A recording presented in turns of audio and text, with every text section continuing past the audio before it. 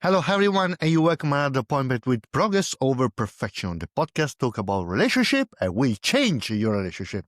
Today we fly to Baltimore with Raffi Bilek, that is the director of Baltimore Therapy Centre.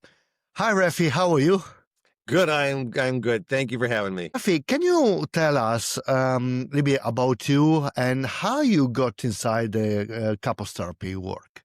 Sure. Yeah. So I run the Baltimore Therapy Centre, where I see mostly couples. That is my thing. How did I get here? It just kind of happened, man. I never had that plan. I was actually a computer science major in college, and then I got kind of sick of just talking to machines all the time. And I was like, you know what? Maybe people are more fun. And I had a job teaching computers to little kids the year after I graduated, and I was like, wow, you could have a job where talking to people is the job and not the break between the jobs. Like, that sounds great. So I sort of pivoted, and I ended up getting a degree in social work. And I just started seeing all different kinds of clients and helping them with whatever I could.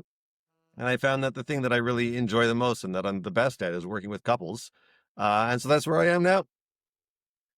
And how long is now that you're doing this job? So I opened the up shop in 2014.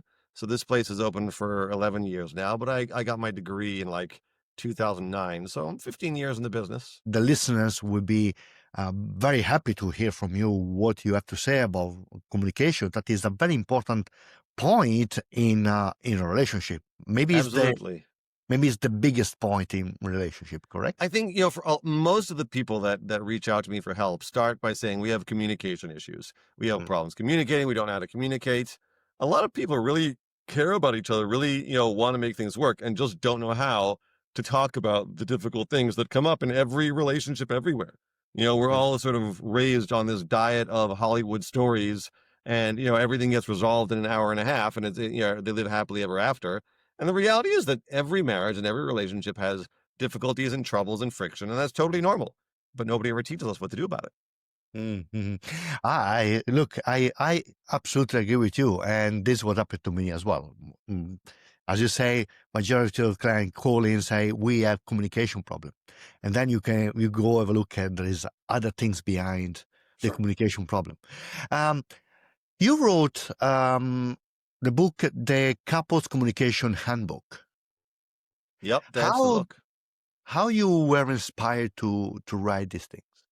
So I found that I was saying a lot of the same things over and over to different couples. And I said, you know what? There's really only so many people I can see in a day, in a week, in a month. I'd like to be able to impact more people. So I put all these ideas that I have into a book and I outlined and I written it and I put it together. And here it is. It's a book. Mm. And I don't know that I have any vastly new ideas that nobody's ever heard of. And, this original new thing that's going to change the world. It's a lot of stuff that's been out there. I've repackaged it in a way that works. I've got some ideas and some ways of thinking about it that works. And I think it's really important to just be able to get these messages in a way that people can digest, in a way that's actionable, so people know what to do with the skills that we can teach them. That's great. That's great. I think it's important that people try to work out even at home. There is a lot of books out there like yours that actually can help if people actually try to use them.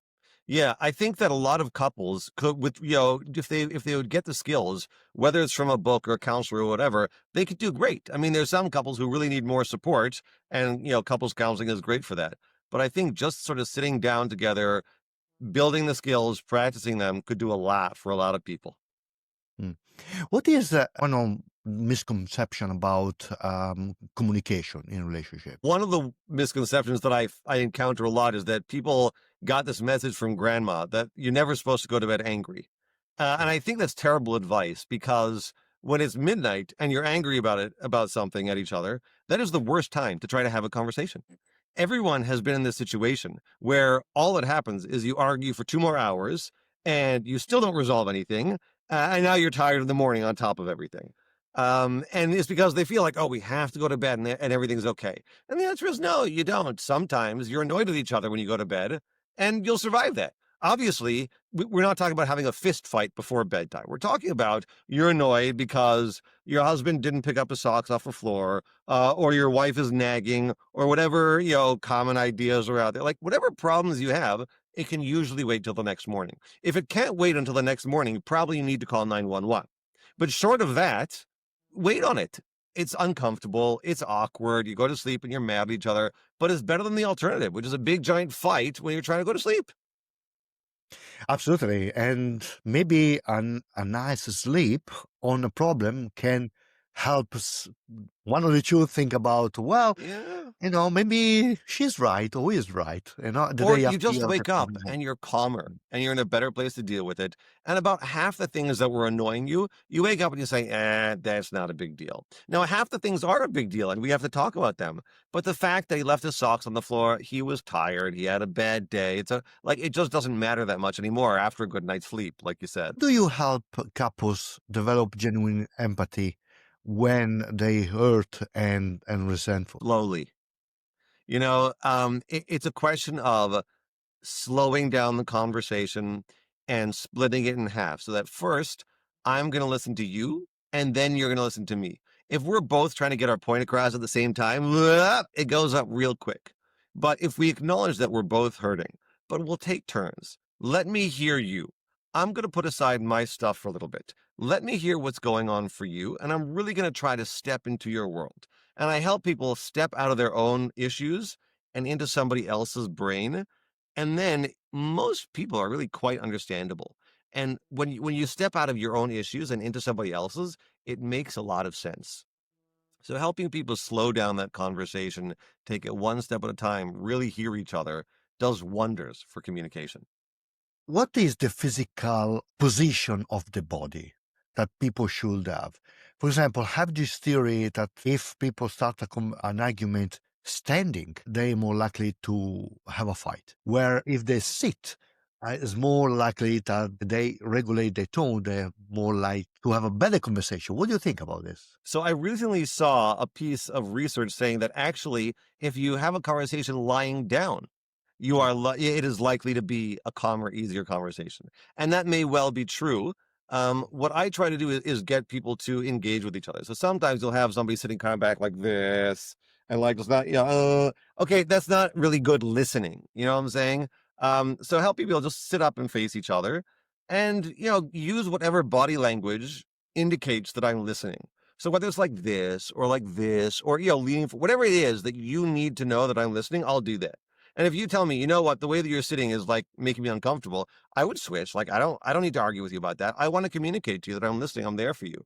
And so whatever suits you. Again, I think it's very personal in some ways. Whatever communicates to you that I'm listening, I'll do that. What are the communication skills that are essential for a good communication? The first skill is take a break. That's the first essential skill. Take a break. Like we said, you don't have to do it at night. You don't have to do it right now. If I walk in and I see the socks on the floor and I'm like, there goes Mauro again, and he left the socks on the floor, that's the worst time for me to come to you and talk about the socks on the floor. We may have an issue. We may have to talk about the socks, but now is the worst time to do it because I'm ramped up and I just saw it and I want to run in and tear your face off about these socks. If I could just take a break and say, you know what? Again, this is not an emergency. We'll talk about it. We'll come back to this. And I sit and I take a deep breath and I go walk around the block or play with the dog or whatever it is. That'll be much better. And likewise, when we're already having a conversation and somehow it sort of escalates and now we're kind of like fighting a bit, take a break. Just take a break. It's very hard to do because it feels so compelling in that moment to get on that issue. But if people would take a break and come back later, a lot of conversations would go much better from the outset. How someone can do this if there is this negative override patterns between each other? It's possible, really possible for someone that is upset with the partner constantly slow down? I think so. If someone's telling me I am unable to slow down, I am unable to control my behavior, I think that's where we have to start. I agree that there are some things that your partner may be doing something very bad, very annoying, very inappropriate. But if you are only responsible for you, you cannot make your partner stop throwing their socks on the floor. What you can do is you can not yell at them and not put them down and not call them names. And you can wait until later. It's hard. It may take practice. It may take personal work, but you can only do you. So if you're waiting for your partner to do something better until you do something better, you're going to be waiting a long time. But you can do you. And yes, it's hard. And yes, it's not always comfortable, but it's doable. And how you teach people doing better conversation? What are the practical skills? Okay, so first of all, like I said, you have to do it at the right time. If you're running right in, not going to happen well. And the second thing I told you is we're going to do one person speaking at a time. We are not going to have an argument. We're not going to go back and forth. You are going to listen to me first, and then I will listen to you. And that's going to make it much better. And the second way that we slow down this conversation is we both agree that right now in this conversation, we are not going to solve the problem. I'm going to tell you what bothers me about this. And then I'm going to listen to you, and you're going to tell me what bothers you about this. And that's all we're going to do at first. And then maybe we'll have a second conversation right away about what to do about this problem. Or maybe we'll have that conversation tomorrow, or maybe not at all. But the first conversation has to be, let's explore the problem together. Because if you don't understand the problem, you can't solve the problem. We try that all the time. We try to run in and solve a problem that's there, but you don't know what the problem is. You think you know what the problem is, but you don't know what the problem is. Because if you did know what the problem is, the solutions that you're trying would work. But everyone listening to this knows they've tried solving a relationship problem and it just came back. Why? Because there's more under it. Like you said before, Mauro, there's stuff underneath the surface. And if we explore the terrain, we're more likely to get there. So we're agreeing that in this conversation, we're just going to explore the terrain and not solve the problem. And now we got to get to the skills about talking and listening, right? So the first skill, when I talk to you, I'm talking about me. I'm not saying what a jerk you are for leaving your socks on the floor. I'm not saying you're a slob. I'm not saying I've told you so many times that you don't listen. I'm telling you what it's like for me.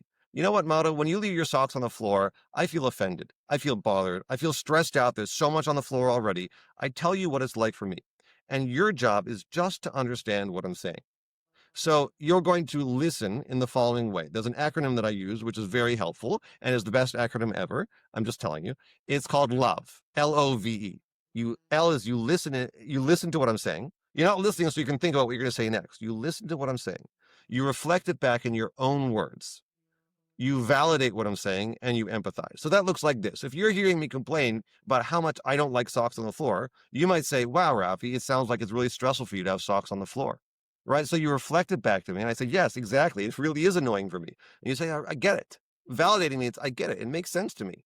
That doesn't mean you agree. You don't have to agree with me that this is the biggest problem that we have is the socks, or that it's even a problem at all. You just have to know that it bothers me. You have to say, yeah, that makes sense to me that it bothers you. And if it doesn't make sense to you, then we have to keep talking. You know, if I said, it really bothers me, I get very angry when you open the door. You might be like, I don't get that. Could you help me understand that? But if you don't understand it, then we can't really move forward. So you're going to validate, you're going to validate what I'm saying by saying, yes, that makes sense to me. And then you offer some empathy, which is, wow, I'm really sorry you're having that problem. That really does sound annoying to have to, navigate the socks and you walk through the room. So I have shared with you what's going on for me. You have heard me. You have validated. You get what's going on for me. I know that you understand it and that you care about it. I feel heard.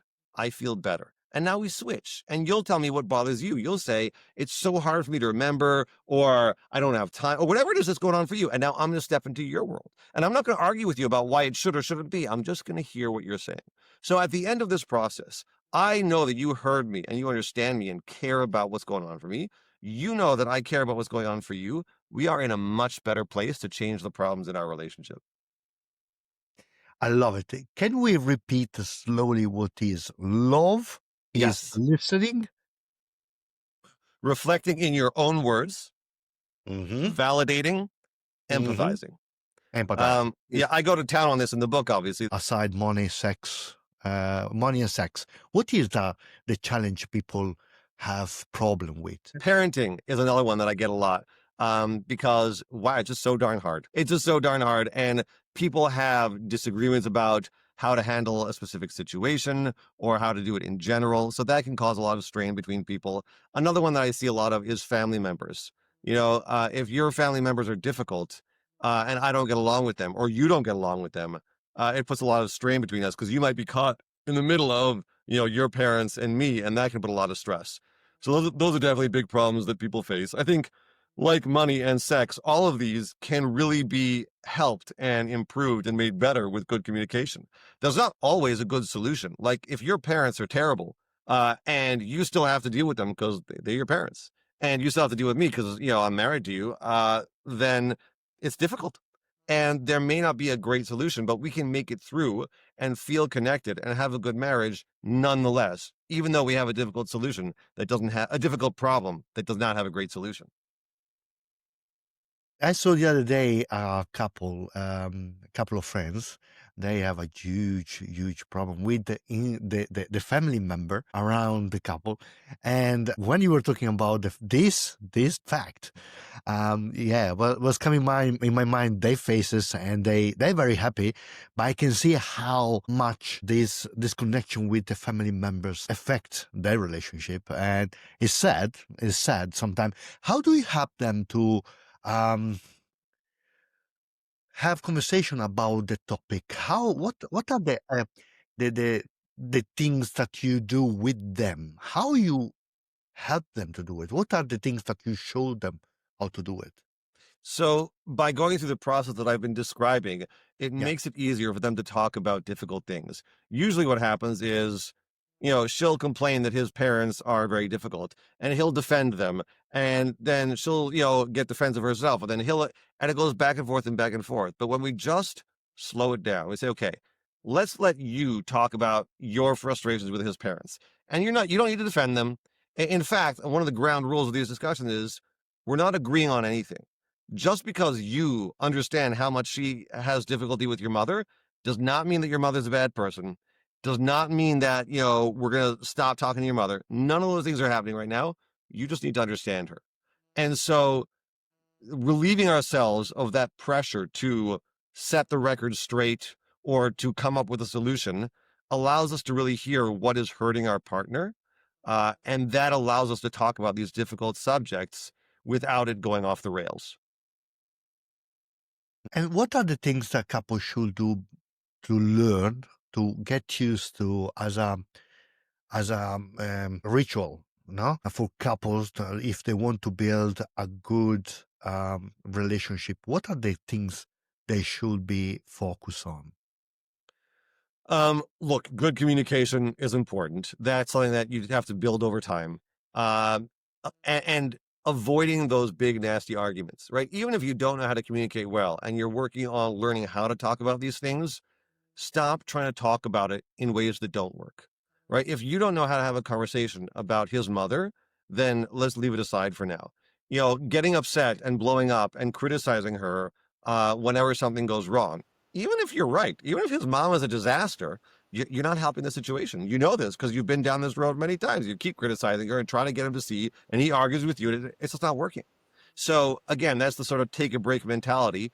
If it's not going to work, don't do it now. So that's one thing. Staying away from the conversations that won't work, working on conversations that do work, and then developing mindsets that will help this relationship. So, for example, one of them is noticing all the great things about your partner. That is something that everybody can do every day because, for sure, if you are married to someone, there are plenty of good things they are doing for you every single day. One or both of you go out to work to bring money in for the family. Somebody gave the kid a bath, somebody prepared dinner. So, there's all kinds of things that happen on a daily basis that you can appreciate. And then just the good qualities of your spouse. They're funny, they're kind, they're patient, they're quiet, they're loud, whatever it is that, everybody has good things. And when you appreciate what your spouse brings, it gives you a context in which to put the things that you don't like. Yes, your partner may be kind of messy and leave his socks on the floor. Okay, but in general, he's very helpful. Every time you tell him to pick it up, he goes, "Oh, sorry, I forgot again." He goes and picks it up. Whatever it might be, there are lots of good things and not that many bad things, even though the bad things take up a lot of space in our mind. If you have a partner who is mostly bad, he is stingy, angry, impatient, boring, stupid, but he's got really a good sense of fashion, you may be in the wrong relationship. If you can't think of a lot of good things about your partner, then there's a problem we have to address. That's true. That's true. Your words make sense. Yeah. What do you think about the repair? How much is important the repair after a fight? Repairs are critical because every marriage, every relationship has breaks. Every relationship has problems, like I said. And a good relationship is not one in which there are few mistakes. It's one in which there are a lot of repairs. And that doesn't mean that every time something goes wrong, you have to talk about it. Sometimes you had a bad day, you were snappy, your spouse gets it, you get, okay, fine. That, that might be okay, but maybe you do want to talk about it. And certainly the bigger things you want to talk about, when things go wrong, you come back and you talk about what happened. Again, it's not a question of coming back and admitting that you're the bad guy. Often, you'll notice that nowhere in LOVE is there apologize. Sometimes that's relevant. If you know that you did something wrong, it's good to apologize. But more commonly, both people are annoyed at the other person. Nobody did anything really wrong. It's a question of understanding how the other person sees the world. And once you do that, you recognize they're not a bad person. They really didn't do something wrong. You're not a bad person. They recognize that you didn't do something wrong, and we're okay. So just coming back and understanding your partner and having them understand you does a lot of good for the relationship. John Gottman talk about the bit of attention. Can you explain to the listener what are the bit of attention? So a bid for attention is any little thing you do where you try to engage your partner. Whether it is, you point out something interesting you're reading, or you share a comic strip you saw, or you mention, boy, it's a little bit cold in here today, or anything where you are reaching out, you're making a bid for attention. And his research shows that when people turn towards their partner's bids, meaning they respond in a positive way. Oh, that is a funny comic. Oh, you know what? It is kind of cold in here. Or, I mean, you don't have to agree. Like, actually, I thought it was kind of hot in here. What, should I get you a sweater? Whatever it might be, as you're turning towards them and engaging with them, as opposed to turning away, which is, you just go, I'm busy, and you go back to your email, or you ignore them, or whatever it is. So you're missing a chance of connection. So the couples that succeed the most are the ones that really make sure to pay attention to their partner's bids. If partners do not make attention this moment, what happened to relationship? Well, it depends how they're responding. If you turn away from your partner's bids, eventually things kind of settle down and die. People feel disconnected. A lot of people come into my office saying we feel like roommates, like there's just no connection, there's no passion anymore. But worse is when they turn against each other, right? So you come and say, it seems kind of cold in here, and I say, you're always cold. What's wrong with you? So now I've turned that into some kind of aggressive maneuver, and those relationships fall apart pretty quickly. Hmm. What do you know about the four horsemen? Right. That's another Gottman concept about those are Mm. like the four worst things that you can do to a relationship, which is criticism, contempt, defensiveness, and stonewalling, right? Which all sound like pretty bad things. Right? If you criticize your spouse for who they are, if you say, hey, you know what, the dishes are still dirty, could you redo that? That's okay. That's not terrible. If you say, you are such a slop, you are so incompetent, why can't you clean the dishes right? That's criticism. That does very bad for a relationship. Contempt, even worse. Contempt is where I make it clear to you that I think you are, a pile of dog poo. I roll my eyes, I sniff, sigh. Yes, I'll come help you again. I make it clear to you that I don't think much of you. That is very toxic to a relationship. Defensiveness is every time you bring something up, is I'll say, no, that's not what's happening. This is you. This is it. And I put up a shield every time there's some issue, and I push back. Or stonewalling is I just refuse to talk about it. Right? I'll ignore you. I'll change the subject. We just do not deal with any issues. So those are four things that will kill a relationship pretty quickly. And what Gottman found is that if he could spot that in a couple's conversations, he could be pretty sure that that couple was not going to make it unless they got some help and intervention. Mm. There is other things that we should know about that we don't know, that we haven't talked about yet, but we should know about communication that can kill relationship. I think I've given a pretty good overview. I mean, there's a lot of stuff there. Remember, taking the breaks is important. One person gets to speak at a time. We're not going to solve the problem right now. We're going to explore the terrain. These are some basic principles that make it possible. And then, learning how to speak from my own perspective, critical, which is what I shared with you before. Like, I'm going to talk about me. I'm not going to talk about you. You're going to do the LOVE listening process where you really hear me out. Using these principles puts us in a much better place. And then there's a lot of mindsets that I talk about in the book that really help. So People sometimes say, what are the three most important words in marriage? So some people will say it's I love you. Oh, that's great. I love that. That's a very wonderful thing. And that's not my answer. Some people say it's I was wrong. Also very nice. It's important if you're wrong to be able to say I was wrong. But that's not my answer. My answer is help me understand. You know what? I don't understand why you're upset right now. Could you help me understand? I'm not sure why it's important for you that we have, the sofa match the carpet. Like, it just doesn't seem like a big deal to me.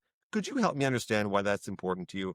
There are so many things. Like, people are generally reasonable. Most people are good people. If there's a problem, if there's friction, there must be some reason that makes sense. Could you help me understand that? If I come from this perspective of help me understand, we are in a much better place to make our relationship work out well. Help me to understand. That's beautiful. Help me Three to most understand. important words. Stick that in your pocket and keep it. Ask a question, why this hurt you? Why this Yeah. important for you? Right. Without the preconceived notion like it shouldn't hurt you or it doesn't make sense. Just try to understand it. Again, your partner probably has some reason for doing what they're doing. Mm. How do you balance humor and lightness while addressing serious relationship problem? Yeah, you got to know your audience. I do crack a lot of jokes at home in the office. I find that it helps couples counseling go easier when people are having a good time. But you have to pick the right times. When I am in empathy mode and I'm trying to understand my client or my wife, and they're having something painful and they're sharing it with me, that's not the time for humor, because we're at the very vulnerable part of who they are. But, when the conversation is a little bit lighter and they're not so raw and open and, we're just trying to get there, then yeah, being fun and funny can help us get there because it's a connecting thing. Of course, I'm not talking about humor where I put somebody down. Humor at somebody else's expense is usually a bad idea and will usually take you to the wrong place. But making jokes about myself, I'm big on self-deprecating humor. And boy, there's a lot about myself to criticize, isn't there? Okay, especially the nose. You see that it's bigger than I wish it were. What can I tell you? But you see, just like being a little humble, being a little bit fun, it greases the wheels to be able to talk about the harder stuff. Well, look, we are two of us, see? Yeah, yeah. The two of us. What about, because these things come up very often, what about when people have this gridlock with this furious uh, conversation that you cannot find the way to disconnect them? It happened many times here with couples. They are rock on their beliefs. They don't want to come down. So what people can do in the moment? I would put that through my machine, right? My machine is called empathic dialogue. That's all the stuff I've told you so far. I'd say, okay, John, I know you're upset. Jill, you're very upset. Great. We're going to do this one step at a time. Let's pick one person. Jill, you're going to go to first. Okay. I want you to tell John what's bothering you. And John, your job is, I just need you to understand her. You're going to do LOVE. You're going to listen. You're going to reflect all those things. And to be clear, you don't have to agree with her. You don't have to like it. And we are not changing anything based on this conversation. Right. So there's all these reassurances in place that John can really hear her and really accept what she's saying for what it is without having to agree, without having to change. If she says, I don't like the way you yell at me, he does not have to agree to stop yelling.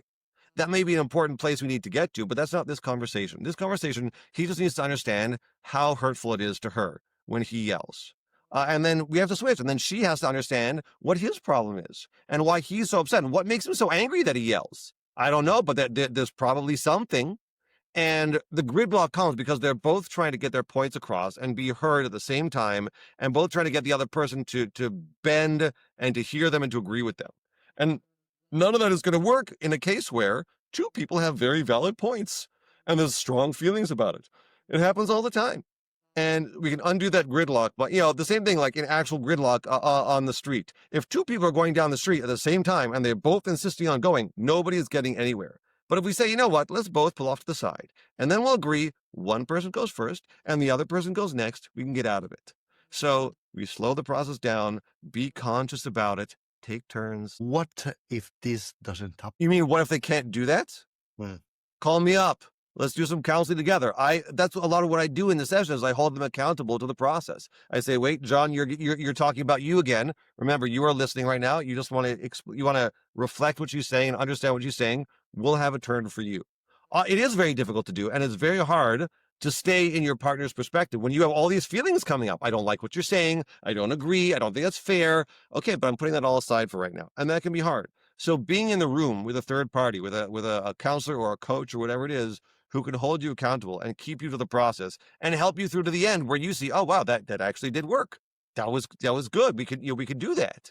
And just like any skill that you want to build, right? If you want to become a great tennis player, you probably won't get there without a coach who shows you where the mistakes are. So to here, if you are not already pretty good at tennis, or in this case, conversation, then yeah, get a coach, get a counselor, and have them help you do this process well. Makes sense. Uh, Yes, everything but I say makes sense, Mauro. yeah, absolutely. What makes your approach to communication different from other relationship methods? I don't know that it's so different in its fundamental ideas, right? A lot of people have heard of I statements, which is what the speaker's doing. A lot of people have heard of reflecting. I think what helps is that I put it all together in a way that makes a lot of sense, the way that's memorable. Again, I do have the best acronym out there, right? LOVE, very best acronym out there. So it's memorable, it's actionable. There are steps you can take. You know what to do and what to say and what not to say, right? So this approach is just you can take it and you can run with it. And it takes practice. It's not easy because the things in life that are worth it are not necessarily easy. But it's just very doable. And I think you don't have to be like a relationship expert, and you don't have to know all the techniques out there. I think with this approach that I lay out in the book and that I talk to people about, it's something that people can integrate to change the way things go in their relationship. And that's why I think it's so valuable. That's great. I want to go a little bit out from the communication things and ask you few myths about relationship that we learned growing up. So, never go to bed angry. That's my top one. Another one that I see on the internet, which scares the heck out of me, is when people say the relationship shouldn't take work. No, that's not true. A relationship should take work. I've seen people say, if it's hard work, then you're not in the right relationship. That is totally wrong. I have never seen a good relationship that does not take work. I have been married for 20 years, and I'm teaching people how to do their marriages, and I still have to put a lot of work into it. It takes work to get good things in life. It takes work. So the idea that it should be easy and just feel right all the time, that is a terrible misconception. Another myth is that like we have to talk about everything right away. You don't have to talk about everything, and you certainly don't have to do it right away. Right? Sometimes there are things that bother you, and you can just move on. If there's a big problem in your relationship, you should talk about that. But you know what? If the socks on the floor aren't that big a deal, skip it. If you're mad because you're having a bad day and you don't like the way your husband spoke to you today, you can skip it. If it's an ongoing problem, we should talk about that. But if it's a one-off thing because you were tired and he was tired, you don't have to, right? Communication is not something that has to happen all the time, every day. You use it when you need it, which is often, but not about everything. If you can go back in time and meet your younger self Yeah. about things that you know today, what would you tell to yourself? Buy stock in Amazon, for God's sakes. Um, about relationships, I Yes. assume that's where we're going here, right? What would I tell my younger self? Be patient. You know what? Like, I was very happy to marry my wife. We got married pretty quickly. And it wasn't like fantastic, wonderful cloud nine right away. I think it is now. Not 100% of the time. Again, like life's not like that. It doesn't look like a movie. But being patient and being ready to put in some work, there'll be ups and downs, but it's okay. Just stick with it. Put in the work and you'll get there. How much kids, newborn, affect the relationship? That is a big turning point in a relationship when they have their first child. There's a lot of books about becoming parents. And often what those books talk about mostly is making sure you have the tools in place to communicate about the things that are bothering you. The parenting or how tired you are or what you need or things that have nothing to do with a child, but just look, you're about to undergo something that's going to really shake up your relationship and get in the way of talking and spending time together and all these things. You better have a good connection and a good way of dealing with these things. So yeah, it really does shift the balance of the relationship. There's something else going on. You two are not the only ones there. You both got to spend time on this little thing that has no regard for you. and doesn't mind waking up in the middle of the night several times. So you'll be exhausted, cranky, stressed out. You better be in good shape with each other. I was reading these things about kids. It looked like there is around 60-70% of the couples have a newborn, have a loss of intimacy and happiness Oh, around sure. 80%. Yeah. Um, yeah. I mean, there's a big dip in marital satisfaction when the first kid comes along, and it comes back over time. But yeah, again, when you're tired, cranky, and you're getting up in the middle of the night, and you're always feeding the kid, and you don't have time to speak to each other, and the mother doesn't really feel at all like being physically intimate, and the father is annoyed because his wife doesn't feel like being physically intimate. And yeah, there's a lot of challenges there. It's a normal thing. And again, this goes to the idea that good things take work. Like kids, for most people, are a real source of joy in the long term, not when they're first born. There's a couple of moments of like, oh, this is so cute, but it's really difficult. But it goes somewhere. So again, it is normal for there to be a dip in marital satisfaction at that point. You want to make sure that you're in a good place before that happens. And then you keep working on it over the years and decades. That's the only way to get to the finish line. You're going to have to keep working at it.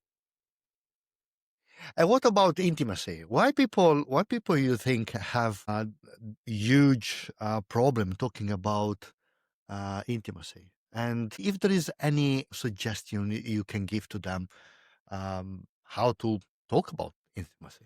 Right. I mean, it's very difficult because it's so vulnerable and sensitive, right? Talking about the stuff that goes on in the bedroom, it's even harder than just talking about our feelings and the day-to-day stuff.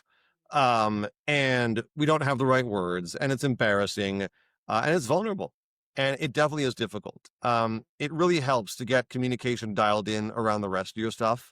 If you practice empathic dialogue and get better at that, then it's a lot more possible to bring it to the really sensitive, intimate stuff. And it can work, right? I mean, people can talk about their intimate lives and their sexual preferences and the good stuff and the bad stuff in the same way, saying, I'll listen to you, I'll hear you out, then you'll turn to me. And when you feel connected and when you feel that security that you can talk to your partner, um, then talking about the difficult stuff like your intimate details can be easier. One way to approach that conversation before stepping into talking about the nitty gritty is to have a conversation about having that conversation. Like, hey, let's sit down and talk about what it's going to be like if we try to talk about our sex life.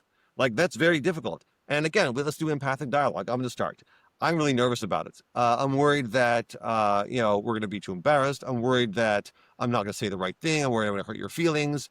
And then you reflect it back to me and you hear, and we connect around that. And of course you can understand that. I'm sure you feel the same way. And you might say, then you'll share your part and I'll hear you. So before we get into any details or anything that, you wouldn't want to tell, the public or your neighbor or your mom, before we get into that stuff, what's it like thinking about talking about sex together? That conversation can help us ease our way into the more difficult stuff. So you're suggesting that would be good schedule conversation about topics, correct? Sure, that for sure helps, right? If we want to work on our intimate life, let's sit down and say, hey, you know what? Let's sit down tonight, grab a cup of coffee and talk about what it would be like to talk about it. Certainly having regular times to connect and talk about whatever's going on in your life is valuable. And if you have a newborn, it's probably impossible, but you do the best you can. So, like the rest of things in life, some things should be spontaneous and some things you say, hey, can we sit down and have a conversation? And some of them should be planned. I would say, okay, every Sunday morning over pancakes, we'll sit and we'll have a little bit of a check-in. Both of those are important factors in the relationship. Hmm.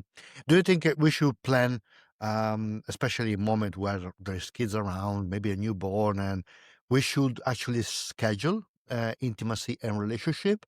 Yeah, Because some people will say, well, sex should be spontaneous. Otherwise, there's right. no real intimacy. No, Yeah, do you think it's important?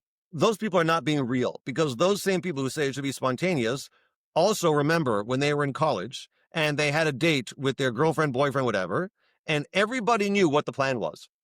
It's not like they went out for dinner and then they went back to the room or the dorm or whatever it is, and they're like, oh, what a surprise. Yeah, sure, spontaneous. Let's have, like, no, we all knew what the plan was, right? That's actually how it happens most of the time.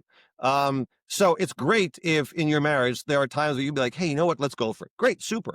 But to suggest that planning it is not romantic or real, I just don't think that's how even we were before, let alone how we are now. Um, but even if you really don't like the idea, you have two choices. One is you wait until the stars line up and the kids were all asleep, but you have energy. Or you say, you know what, Friday night, we're going out to a hotel together, and that's the plan. So, yes, it would be nice if life looked like Hollywood in some ways, but it doesn't. Right? In the movies, people are always in the mood to have sex. They always jump into bed, and all the body parts are working fine. It's great, and that has no bearing on real life. That's not what real life is like at all. It's different, and the thing is hurt, and there's mess, and there's all. It's not like Hollywood at all, and we better get used to that if you want to have a good relationship. And you can have a good relationship if you let go of those illusions that it's going to look like it does for all the celebrities. I love it. I love everything you say. This is great. Mauro, you and me could get married. We'd be great together, right? We would Oh, communicate well. Everything I say makes sense. This would be perfect. absolutely, absolutely. You know, how many times people say, you're doing this job, you should have a fantastic relationship. No, it's just that I see things. I get suggestions from other people about what not to do. So I try to not do it at home, but I have my challenge as well. Sure. Everybody have challenge in relationship. It's impossible. As I say, if you don't want to have a challenge in your relationship, get a dog. You get a dog, and even with the dog, if you don't feed the dog or you give the dog the wrong food, they go to bite you. Every relationship have their challenges. Yeah, The absolutely. thing, I'm very happy in my marriage, and we still argue sometimes and still have difficult moments. And I bring those into the room, and I tell my clients about them. I use examples from my own life to show them what it's like. I think bringing that home to them and making it real. Like, you're not supposed to not have problems. You just want to deal with them in a way that works. absolutely, absolutely. I was a couple of weeks ago, a lady in a couple. She said, because she does Reiki, all these things. She say, well, I learned from my master that my relationship, if there is too many conflict, is not healthy. Oh my God. If you're fighting all the time, there's a problem. But Yeah, of there course. are conflicts. I have conflicts with my wife all the time. They're not bad. We're not fighting. We're not putting each other down. But like, we rub up against each other all the time because we're two different people with two different brains. And that's what happens is, if you happen to share one brain with your partner, you're in great shape. Everything will work out well. Other than that, there's going to be friction sometimes. Yeah, especially if you live in a small place. If you live in a big place, one in a room, the other one, maybe you can It's easier. Yeah. It's easier. All right. Well, look, fantastic. Thank you so much. Look, I would love to stay here with you another couple hours. Have a last thing that you want to give to the listeners. Um, Last tips, last things The that you last thing can. I want to remind people, I want to double down. Don't talk about it now. Take a break. That will save so much wear and tear on a relationship. I think people really have a hard time just accepting this. Like, when I feel so urgent about it, it's so important that I should not talk about it. Yes, the answer is you should not talk about it then. It is hard. It doesn't feel good, but it makes things better in the long run. I say in the book, if there's one thing you take from the book, it should be that. All the skills and all the practices, they're very important. They help. They're great. If there's one thing you remember, don't talk about it right now. Don't talk about right now. Raffi, if someone want to work with you, where they can find you?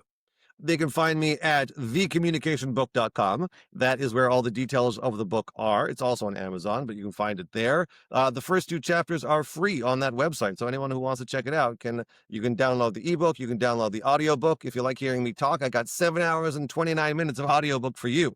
So you can find me there and reach out. And I definitely work with people all across the globe and at my private practice here in Baltimore if you happen to be local. But yeah, I would be happy to hear from you. Beautiful. I'm going to leave everything in the description. Thank you so much for your time, Raffi. And listeners, remember, as Raffi say, wait. Wait. See you next. Ciao.